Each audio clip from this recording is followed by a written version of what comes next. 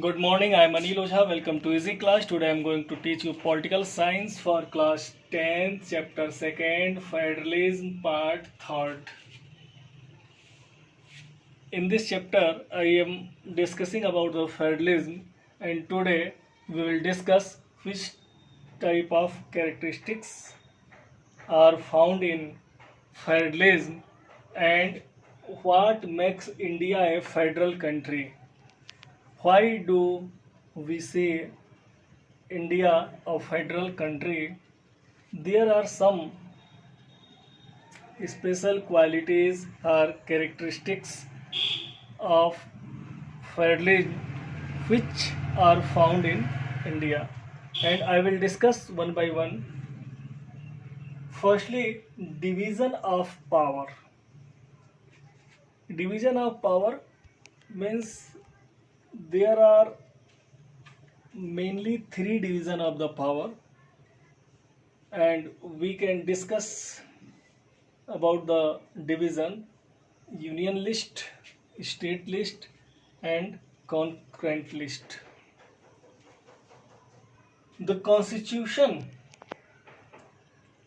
demarcates the power of central and the state government in different lists. Constitution से ही यह निर्धारित कर दिया गया है। यह एक मुख्य लक्षण है फेडरलिज्म का। The union list has 97 subjects and state list has 66 subject and concurrent list has 47 subject. तो इसमें ये बताया गया है कि अपने अपने सब्जेक्ट पे हर एक जो लिस्ट निर्धारित कर दी गई है वो कानून बना सकते हैं। फर्स्टली यूनियन लिस्ट में कौन कौन से सब्जेक्ट आते हैं? तो subjects of national importance like defence, foreign affairs etc. are including in the union list. Only central government can make the law and can pass the laws on this subject of union list. चूँकि निश्चित ही union list में 97 अन्य दो लिस्टों की तुलना में ज़्यादा है, तो कॉन्स्टिट्यूशन की तरफ से ही यह पावर इस तरह का दिया गया है। जैसा कि मैं बता चुका हूँ कि दो तरह के फेडरलिज्म हैं, होल्डिंग टुगेदर, कमिंग टुगेदर। तो होल्डिंग टुगेदर जो कॉन्स्टिट्यूशंस हैं उसके अंतर्गत सेंट्रल को थोड़ा मजबूत किया जाता है। Okay, state list, it comprises those important subject on which the state government can pass the law. जो राज्य स्तर की चीज़ें हैं जैसे police, agriculture, local government, all these subjects are made the rule by state government. दोनों को समझ लेना ठीक है। जो सेंट्रल इम्पोर्टेंस जैसे रेलवे, इसको छोटे से एग्जांपल से समझा जा सकता है। इफ वी सिट, या कोई भी ट्रेन जो होती है, it goes from one state to other state, the same train goes to another states, कई स्टेट को पार करती है। तो ये सेंट्रल इम्पोर्टेंस के विषय हैं, इसलिए इसको सेंट्रल में किया गया है। स्टेट इम्पोर्टेंस के विषय स्टेट में जैसे Uttar Pradesh police, Madhya Pradesh police, local government, तो ये इनका बांटने का कॉन्स्टिट्यूशन से ही इस तरह का इस नीतियों को अपनाया गया है। Okay, third, concurrent list. Concurrent list means some things which is important for both central and state. और इस तरह की जो बातें होती जो दोनों के लिए इम्पोर्टेंट है, ordinarily both the central and state government can frame laws on this subjects. Concurrent list में दोनों बना सकते हैं। हिंदी में समवर्ती सूची बोली जाती है। सेंट्रल भी इस पे लॉ बना सकता है, स्टेट भी बना सकता है। But if there is any conflict, who will be who can make a law if there is conflict between central government and state government, then we can say the central government would be effective. Central government ही के कानून को माना जाएगा और वही कानून बना सकते हैं. एंड रेसिडियरी पावर क्या होता है? तो रेसिडियरी पावर जो तीनों से अलग कुछ चीज़ें जो छूट गई हैं, कॉन्स्टिट्यूशन बनाते समय नहीं थी या उनकी आवश्यकता बाद में महसूस हुई, जैसे कंप्यूटर या और भी कई चीज़ें हैं. कंप्यूटर से रिलेटेड एक संचार क्रांति आई है, तो उसका एक अलग से सब्जेक्ट रखा जाए. तो इस तरह की कई चीज़ें हैं जो तीनों लिस्ट में नहीं है, तो उसे हम रेसिडियरी लिस्ट में रखते हैं. तो it is the division of power, शक्तियों का बंटवारा. तो this things indicates the India federalism. क्योंकि जब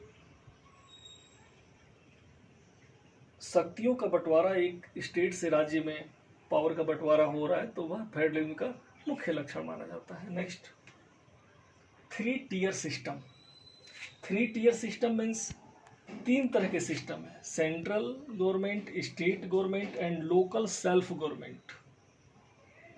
state government enjoys their power, central government enjoys their power, state government enjoys their power, local government also enjoy their power. तीनों अपने अपने शक्तियों का उपयोग करते हैं. अगर इंक्रोचमेंट स्टेट गवर्नमेंट की जो शक्तियां हैं, अगर उसमें नहीं दिया गया तो अपने हिसाब से वो काम करते हैं. कई बार इस तरह के मतभेद भी आते हैं. If the chief minister of another party, then the central government, the prime minister of the central government. अगर किसी अन्य पार्टी का, जैसे भाजपा का है और यहाँ सपा की गवर्नमेंट है, तो इस तरह के कॉन्फ्लिक्ट भी आते हैं चीफ मिनिस्टर और प्राइम मिनिस्टर में.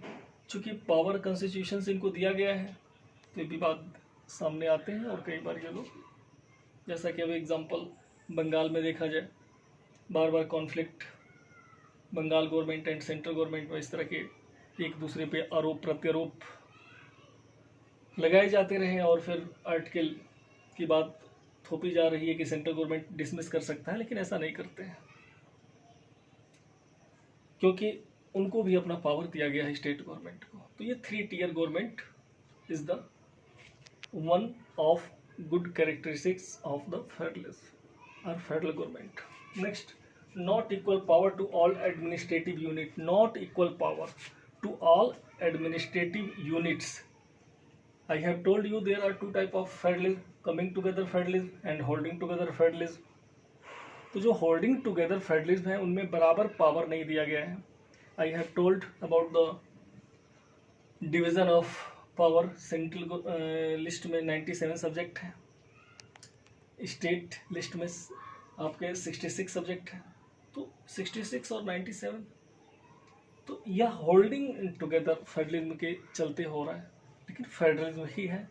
तो ये हम भारत के फेडरलिज्म की एक विशेषता बता सकते हैं कि यह है भारत के पास. Next, concept of both the level of the government. There are some amendments. It is not only completed by the central government. As we can say, take example of fundamental structure of the constitution. संविधान का आधारभूत ढांचा केवल central government change नहीं कर सकती है, उसके लिए पार्लियामेंट से 2/3 मेजॉरिटी लेनी पड़ेगी, और जितने भी स्टेट हैं उसमें कम से कम आधे राज्यों का समर्थन होना चाहिए, तब वो फंडामेंटल स्ट्रक्चर ऑफ कॉन्स्टिट्यूशन को अमेंडमेंट किया जा सकता है. तो इस तरह से स्टेट की भी सहभागिता देखी जाती है. फिर इसी तरह से देखा जाए तो प्रेसिडेंट का जो चुनाव होता है, विधानसभा के सदस्य भी भाग लेते हैं, जो निर्वाचित सदस्य हैं, लोकसभा और राज्यसभा के भी लेते हैं. तो it is also we can say that not equal power, consent of the both the level of the government, both level of the central and state का कॉन्सेंट, सहमति आवश्यक है. Next, jurisdiction. Judiciary is also important. if there is any dispute between central and state, high court and supreme court can take a decision for solving these disputes. Power दिया गया है constitution से high court और supreme court में। Supreme court का तो ये प्रारंभिक क्षेत्राधिकार है कि वह एक राज्य से दूसरे राज्य का या स्टेट से सेंट्रल का डिस्प्यूट हो रहा है तो उसको सॉल्व करना, यानी स्वतंत्र न्यायपालिका। It is a good feature of the federalism. Next, separate source of income. Separate source of income means I have told that some source, if constitution demarcates the power of the central and states, जब वो constitution ही उसको निर्धारित कर दिया है तो surely income के स्रोत भी निर्धारित हो गए हैं, जैसे income tax, excise, all the resources are got by the central government. Stamp, agriculture, the source of stamp, source of agriculture are taken by the state government. तो इस तरह से सोर्स भी स्पष्ट तौर पे अलग कर दिए गए हैं जिससे भी बात हो। Okay, now I am going to complete this video, and in next video I would like to discuss about the topic of how is federalism practiced. Thank you.